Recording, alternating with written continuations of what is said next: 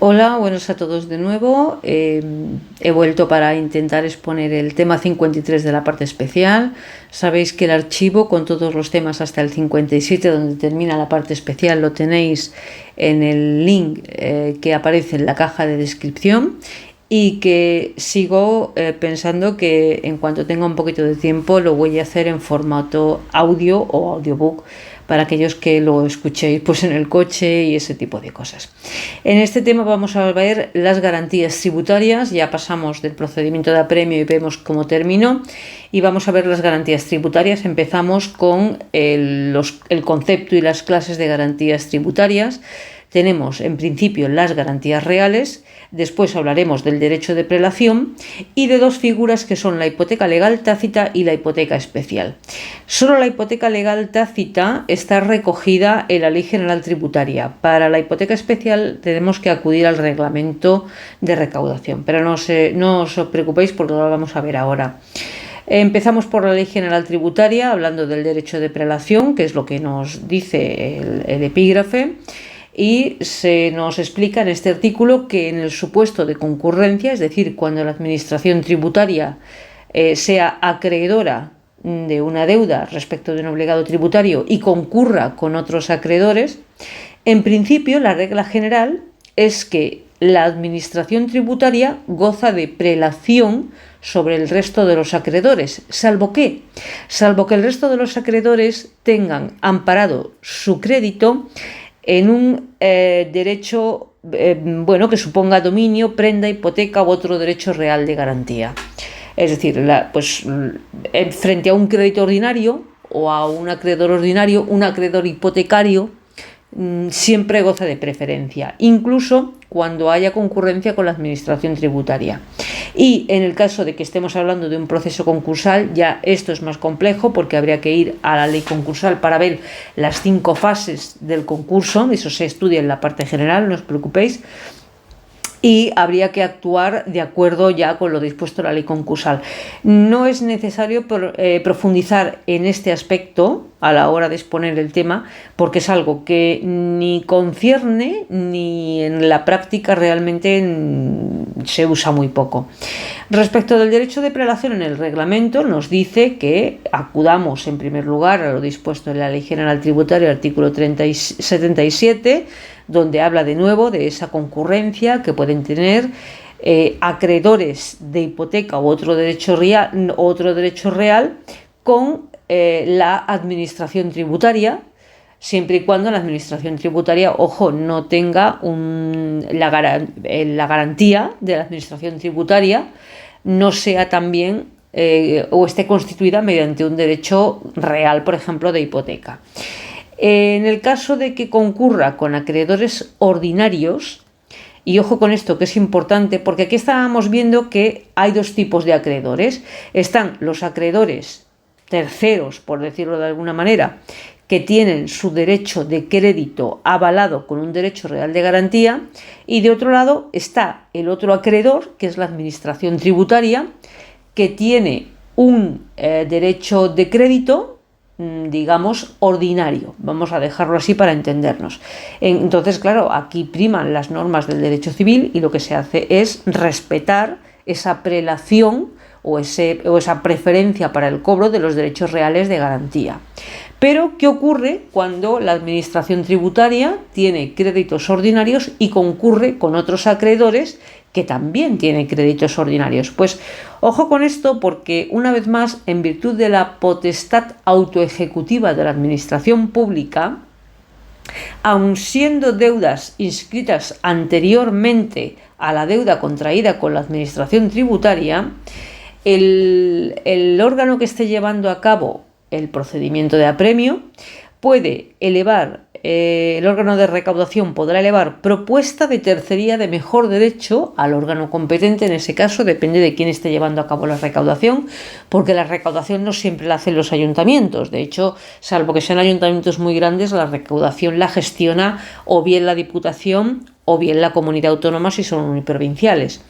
Entonces, fijaos hasta dónde llega que cuando concurre la administración tributaria con otros acreedores a su mismo nivel, por decirlo de alguna manera, trata de imponer una prelación intentando ejercer una tercería de mejor derecho. ¿Basado en qué? En el principio de interés público y en el principio de autotutela declarativa y ejecutiva. Cuando haya indicios de anotaciones en perjuicio de la hacienda pública, pues habrá que acudir al asesoramiento jurídico para ver qué pasa con estas anotaciones, si se hicieron ya o tienen, existen indicios de alzamiento o de intento de alzamiento de bienes. La hipoteca legal tácita se regula en la Ley General Tributaria y se denomina hipoteca legal tácita porque viene impuesta por ley. Y se constituye al mismo tiempo en el que se firma la escritura pública de adquisición, en este caso, porque es el adquirente el que tiene esa carga. En el momento que se firma la escritura de adquisición de un bien, en este caso inmueble, pero también puede ser mueble, se constituye la ley per se, sin necesidad de invocar al consentimiento del titular dominical, ni a órganos judiciales, ni siquiera a órganos administrativos. La ley establece una hipoteca legal, que es tácita porque se establece sin necesidad de que preste el consentimiento ninguno de los interesados. ¿En qué consiste esta hipoteca legal?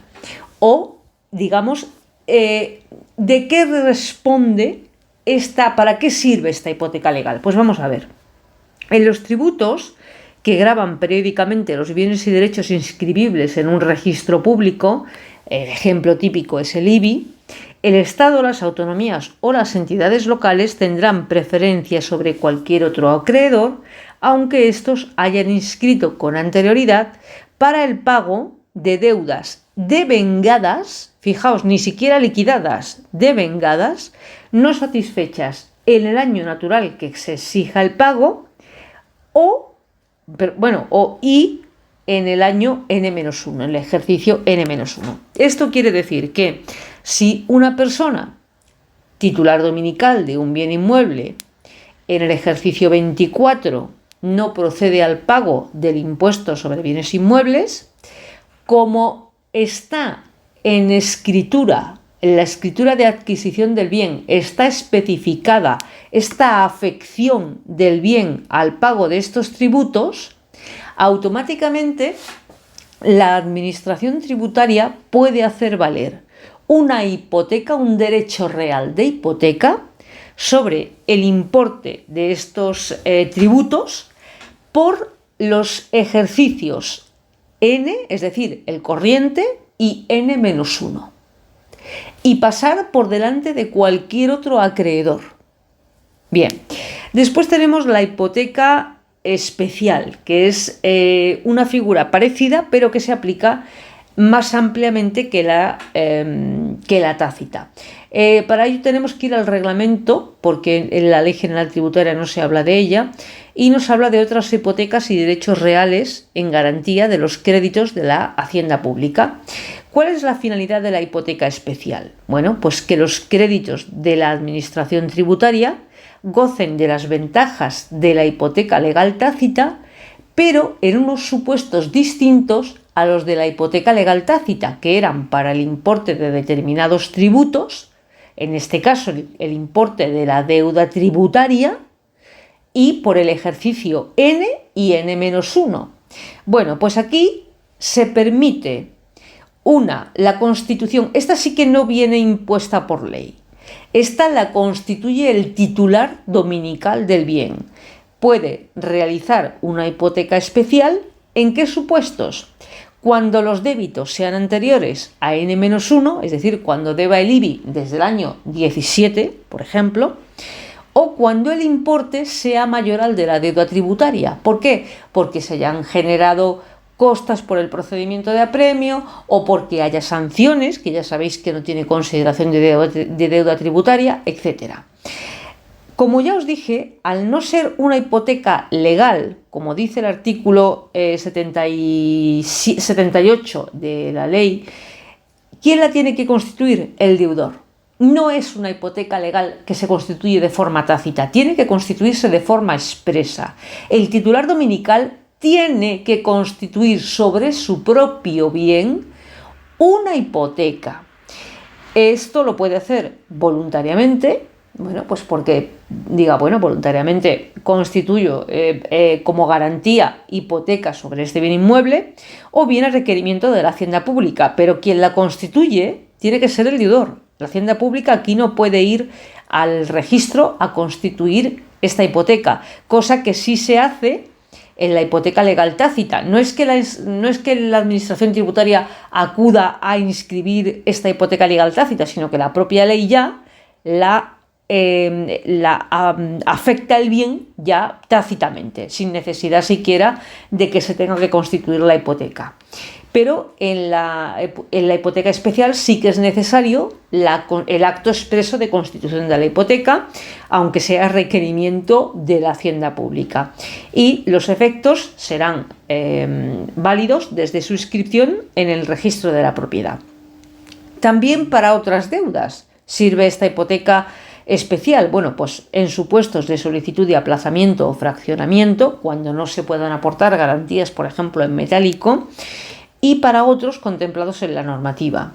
Ojo que la resolución de aceptación de la hipoteca especial, primero, debe existir una resolución ad hoc en el que se diga que se admite esa hipoteca especial, y debe inscribirse en el registro de la propiedad. Y por otro lado, pues tenemos ya la parte opuesta, que es cuando concluye las actuaciones tributarias y cabe la resolución cabe la cancelación de esa hipoteca especial, y se dicta una resolución en virtud de la cual se autoriza al obligado tributario a que cancele esa hipoteca porque ya se ha solventado la deuda. Vamos a ver la afección de los bienes, el derecho de retención y las medidas cautelares. El artículo 79 es el que nos habla de la afección de los bienes, diciendo que los bienes, los adquirentes de bienes afectos por ley al pago de una deuda tributaria, y vuelvo siempre al mismo ejemplo que es el más típico, que es el del IBI, es decir, un bien inmueble que está afecto por ley al pago, cualquier inmueble al pago del IBI, sea rústico, sea urbano, me da igual, responde subsidiariamente mediante derivación de la acción. Bien. Es decir, el adquirente es un supuesto parecido al del responsable subsidiario, ¿vale? Porque la única diferencia es que el responsable subsidiario, en el responsable subsidiario no ha habido transmisión del bien, el bien sigue siendo de la titularidad dominical del obligado tributario, solo que quien apoquina el dinero es el responsable subsidiario una vez se produce la derivación de la acción. Y en este caso ha habido una transmisión del bien, con lo cual el adquirente del bien pues queda obligado mediando procedimiento ad hoc para hacer o para lograr la derivación de la acción, que ya sabéis que tiene unos pasos, es un procedimiento concreto que tiene unos pasos que se han de seguir: primero el apercibimiento, después el trámite de información, el de audiencia, etcétera, etcétera. Los bienes y derechos transmitidos quedarán afecto al pago de importe de los tributos que deriven de tales transmisiones, ya lo hemos dicho. Beneficio fiscal condicionado: cuando exista un beneficio fiscal condicionado al cumplimiento de un requisito por parte del obligado tributario, la liquidación de la administración tributaria no aplicará el beneficio hasta la comprobación. ¿De acuerdo? Es decir, puede que en la liquidación del tributo no se te aplique la exención o, digamos en este caso, la bonificación fiscal, sino que hasta que no se produzca la comprobación, no se aplica la bonificación. No tiene por qué ser en el mismo momento de la liquidación. Esto será constar además por nota marginal de afección en el registro de la propiedad, al lado de la inscripción, al margen de la inscripción principal. Vamos a ver ahora el derecho de retención, que es un derecho vinculado a las aduanas, a los derechos de aduanas y las obligaciones tributarias de aduanas, que simplemente se dice que, bueno, pues se ejercerá este derecho de retención frente a determinadas mercancías hasta que los impuestos por entrada y salida de bienes que sean fuera del espacio Schengen pues queden liquidados y por ende sean pagados. Respecto de las medidas cautelares, nos dice que en principio las cautelares, como su propio nombre indica, tienen un carácter provisional cuya finalidad, como ya sabemos por la 3915, es asegurar que la resolución del procedimiento pueda llevarse a cabo. En este caso, ¿qué es? Asegurar el cobro de las deudas, cuando además existan indicios racionales de cobro frustrado, que no sé por qué la agencia tributaria tiene tendencia a ver este indicio en todos los obligados tributarios, ¿de acuerdo? Es decir, parece que nos ve a todos como que no nos gusta pagar tributos. No sé de dónde habrá sacado esa idea. Y de otro lado, pues vemos que estas medidas cautelares tienen que ser notificadas para que desplieguen eficacia, deben ser proporcionales, pueden consistir, en principio lo más fácil que es, pues retener el pago de las devoluciones. Porque si el dinero lo tiene la Hacienda Pública, con no soltarlo, ya tiene ahí la cautelar, pero además bien cogida.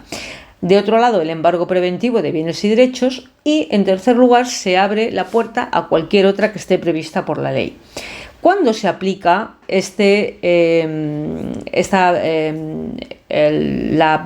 cuándo se aplica la cautelar? Pues desde el comienzo de la actuación de la Administración tributaria, justo en el momento en el que se pueda acreditar el riesgo de incumplimiento. Lo que ocurre es que es lo que yo decía antes, parece que los obligados tributarios tenemos todos, llevamos algo impreso en la frente que nos dice que hay indicios racionales de que no vamos a pagar los tributos. No sé de dónde habrán sacado esa idea, pero bueno, entonces la Administración tributaria la suele aplicar por defecto. ¿Se puede solicitar la suspensión? Sí, se puede solicitar la suspensión, pero con garantía. A veces puede ser con una garantía automática o puede ser con una garantía distinta de las automáticas. Esto ya se vio en otro tema, cuáles eran las automáticas y cuáles no. ¿Cuáles son los efectos de esta posible suspensión? Bueno, pues de un lado tenemos el cese automático durante 6 meses desde la adopción de la medida, salvo que la cautelar se convierta en embargo, es decir, pase del estadio de ser cautelar provisional a convertirse en un embargo firme. Entonces ya, claro, desaparece la cautelar, porque desaparece el riesgo. Estamos en el supuesto contrario, pues bien porque se ha pagado o bien porque se ha consignado una garantía en metálico, por cualquier razón. Bien porque se sustituya por otro medio de garantía a instancia de parte. Imaginaos que hay constituida una hipoteca sobre la primera vivienda de un obligado tributario y pues solicita a la Hacienda Pública que la hipoteca se constituya sobre la vivienda que tiene en la playa, porque le supone menos riesgo que no la principal vivienda, pues se sustituye, se puede suspender esta cautelar para llevar a cabo esta sustitución. Y también puede ser, no obstante, ampliada, motivada quiere decir la resolución debe ser motivada y la ampliación será por un plazo máximo de 6 meses más. Supuestos. Esto es muy interesante. ¿Qué ocurre cuando la Administración tributaria inicia un procedimiento de inspección y como resultado obtiene unas certezas o unos indicios bastante certeros de que hay comisión de infracción tributaria? Pues lo lógico es que en un proceso sancionador, en la instrucción de un proceso sancionador, se proceda a dictar cautelares tributarias, o sea, cautelares de carácter tributario sobre el obligado tributario. E independientemente se dé conocimiento a la Fiscalía para que, si lo estima pertinente, se comience a tramitar las actuaciones previas de un procedimiento de carácter penal contra el obligado tributario, ya por vía jurisdiccional. Pero puede haber otro supuesto. y es que la investigación de un hecho tributario comience por parte de los juzgados, por parte de la vía jurisdiccional, no por parte de la inspección mediante un procedimiento de inspección, sino que comience porque la jurisdicción penal ha visto indicios de la comisión de un delito fiscal y comience a instrumentalizar diligencias previas. Esto, claro, se comunica a la administración tributaria y se le dice, el juzgado le hace una comunicación y le dice que se ponga en conocimiento de la administración tributaria que el juzgado tal de lo penal ha iniciado diligencias previas de investigación por este delito contra este obligado tributario y tal. ¿Y qué puede ocurrir? Que simplemente por el hecho de que se haya producido esta comunicación oficial, claro, y la administración tributaria tenga conocimiento de que hay un procedimiento penal, independientemente de las cautelares que pueda adoptar el juez, la administración tributaria puede también adoptar cautelares adicionales, que pueden ser sobre los mismos bienes o sobre bienes distintos. Hombre, generalmente el juez, si tonto no es, y muchos bienes no tiene el obligado tributario, habrá hecho cautelares sobre lo que haya observado que es titularidad del obligado tributario. Pero muchas veces, bueno, pues los tribunales a veces no, como son cautelares, a veces no toman... En general los juzgados son poco dados a dictar cautelares, ¿eh? Yo lo sé porque de esto algo he visto. Entonces, puede estar investigando un delito de carácter tributario y puede dictar cautelares o no, o puede dictar unas cautelares muy tibias, y entonces al comunicarlo a la administración tributaria, esta que ya va en plan tiburón, o sea, la administración tributaria ya sabéis que va en plan apisonadora, pues directamente es la que sin consentimiento de la autoridad judicial que ha iniciado el procedimiento penal puede adoptar cautelares de carácter administrativo tributario sobre el patrimonio del obligado tributario y en este caso sobre el presunto delincuente. Primero, no necesita autorización de la vía judicial y las puede hacer per se sobre cualquier bien que estime pertinente y que se ajuste a la ley. Pero es cierto que deberá comunicarlo al juzgado competente que esté llevando la causa para que al menos sepa que la administración tributaria ha dictado cautelares de carácter administrativo.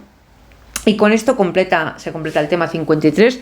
Este sí está bien para meterlo en 10 minutos, aunque a mí me haya, explicarlo, pues he necesitado algo más de tiempo para aclarar algunos conceptos que yo creo que pues a mí personalmente me costó mucho entender, y por eso aquí, al hacerlo esquemáticamente, por ejemplo, estos dos últimos puntos, yo recuerdo que este artículo o esta parte del artículo 81 a mí me era dificilísima de entender. Yo me costaba, yo no sabía de lo que me estaban hablando.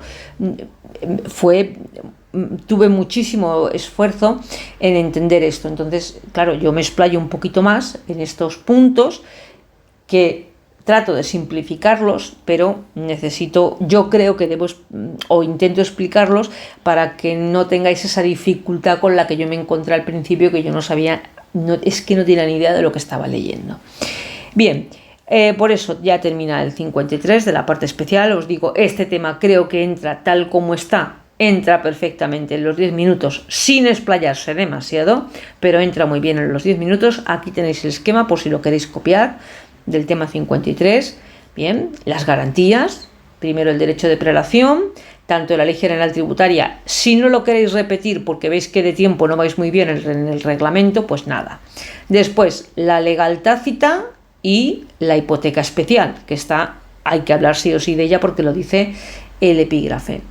En tercer lugar, tenemos la afección de los bienes, el derecho de retención y las cautelares, todo en un mismo epígrafe, pero bueno, la afección de los bienes en el 79, el derecho de retención, acordaos que esto va por tema de aduanas, así que con dejar caer que esto va por tema de aduanas y que tal, y que irá a normativa aduanera, pues ya es suficiente, y el 81 que nos habla de los cautelares, que para mí quizá lo más importante de las cautelares, porque todo esto ya se presume, ya sabemos lo que es una cautelar, para qué sirve, en general, por qué se adopta. Pues ¿por qué? Porque hay un riesgo de que el contenido de la resolución no vaya a poder aplicarse cuando se dicte la resolución. Pues ¿por qué? Porque mientras se ha tramitado el procedimiento, el obligado, en este caso el interesado administrativo, vamos a hablar en términos generales, pues ha hecho determinadas operaciones y no se puede llevar a efecto. Entonces, aparte de todas estas explicaciones del artículo 81, que son un poco comunes con el derecho administrativo, quizá para mí lo más importante sea los efectos cuando cesan, pues bien porque se convierten en hipoteca, o porque se sustituyen, o porque se amplía el plazo y tal, o bien estos supuestos en el que, como consecuencia de un procedimiento sancionador iniciado por la Administración Tributaria, se dictan cautelares y posteriormente se comunica al juzgado que puede a su vez adoptar cautelares, o el supuesto inverso, que es el procedimiento que se inicia judicialmente, que puede o no adoptar cautelares, pero se comunica a la Administración Tributaria y ésta puede decidir adoptar cautelares. Bueno, pues con esto queda el tema 53. Esto parece que es un esquema súper simplificado que he intentado hacer aquí, pero no sé si me da resultado o resulta útil o no, porque quizás es demasiado breve. Pero bueno, cuando tengáis muy controlado el tema, sí que con este pequeño esquema os es suficiente. Además, tened en cuenta que los primeros 10 minutos que os dan para hacer los esquemas, es que sale a 2 minutos, teniendo en cuenta si vais a intervención son 4 temas, si vais a secretaria de intervención son 3, es que te sale a 2-3 minutillos por esquema, y es que no te da tiempo ni a escribir. De hecho, yo es que los esquemas los hago así un poco fish, y luego canto sobre programa. Eso ya lo he explicado muchas veces. Yo siempre canto sobre programa. ¿Para qué? Para no correr el riesgo de dejarme ningún epígrafe por ir sobre el esquema, porque el esquema en algún momento te puedes despistar, te puedes dejar algo y ya la cagas. Entonces yo canto sobre programa, y de vez en cuando, pues si no lo necesito, echo un vistazo al esquema. Y después ya pues empezamos con el 54 de la parte especial, a ver si terminamos ya al 57, pero eso ya queda para otro día. Venga, un saludo a todos, que os sea leve, buen finde y ánimo, y a por ellos, que se llega, os garantizo que el camino es muy duro, el camino es muy sacrificado, el camino es muy, muy duro, es una época muy difícil, muy dura, pero se llega. Si tenéis constancia, se llega. Y os aseguro que cuando se llega, yo no he coronado nunca uno de los picos estos que les dicen, no sé cuántos picos hay, que son los más altos del mundo, ni el Everest, ni nada de esto, ni a mí pero bueno, conozco gente que le gusta el tema este del montañismo y de coronar los no sé cuántos picos, no sé si son 6 picos, 7 picos. Os aseguro que cuando se llega, la sensación es 1000 veces superior a coronar el Everest, os lo aseguro. Así que bueno, pues un saludo y hasta otro día.